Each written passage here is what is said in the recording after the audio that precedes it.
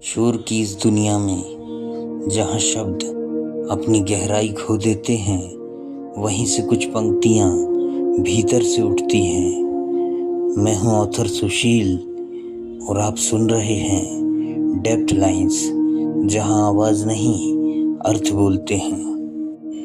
कभी आपने गौर किया है कि कुछ कमरे पूरी तरह अंधेरे नहीं होते, बस उनकी रोशनी धीरे धीरे कम हो जाती है। वहाँ चीज़ें अपनी जगह पर रहती हैं, पर उनके अर्थ थोड़े बदल जाते हैं।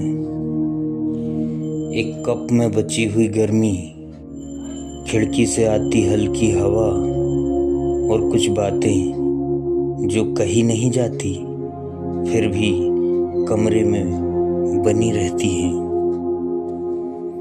शायद रिश्ते हमेशा टूटते नहीं, कभी कभी वे बस अपना स्वर बदल लेते हैं। आज की रचना उसी धीमी रोशनी के नाम, जहाँ सब कुछ वैसा ही है पर कुछ भी पहले जैसा नहीं।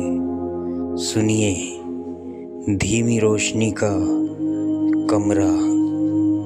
सांझ के बाद घर में एक धीमी सी रोशनी रह जाती है, न पूरी उजली न पूरी बुझी हुई। मैंने देखा है कुछ चीज़ें टूटने से पहले आवाज़ नहीं करती, वे बस धीरे धीरे अपनी जगह छोड़ने लगती हैं। टेबल पर रखे 2 कप, एक में अब भी थोड़ी सी गर्मी बची थी, दूसरा बहुत पहले ठंडा हो चुका था। कोई शिकायत नहीं थी, बस तापमान का एक असमान संतुलन। खिड़की आधी खुली थी, हवा भीतर आकर पर्दों को नहीं, एक पुरानी आदत को हिला रही थी, जो हर बार अपने ही घेरे में लौट आती थी। मैंने उस क्षण समझा कि साथ होना हमेशा पास होना नहीं होता।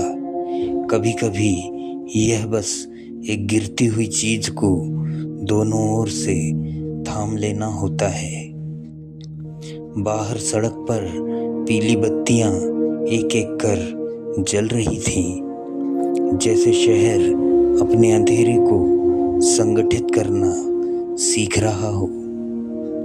और भीतर कुछ इच्छाएं धीरे धीरे अपनी चमक उतार रही थी, ताकि बचा रह सके वह जो जरूरी है।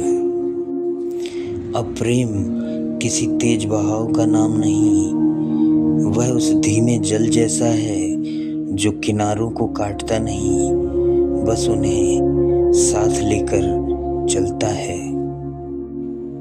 यह उत्सव नहीं, एक अभ्यास है, जहाँ हर दिन थोड़ा थोड़ा स्वयं को किनारे रखना पड़ता है, और तब कुछ ऐसा बचा रह जाता है जिसे नाम देना आसान नहीं होता।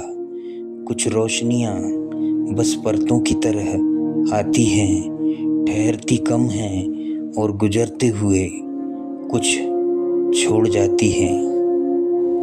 शायद ये पंक्तियाँ सिर्फ मेरी नहीं थी, आपके भीतर भी कहीं किसी कोने में दबी रह गई थी।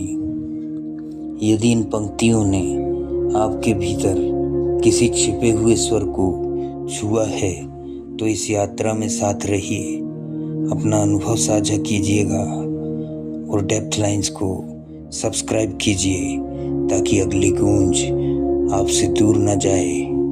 मैं हूँ ऑथर सुशील, फिर मिलेंगे किसी और गहराई में। शुक्रिया।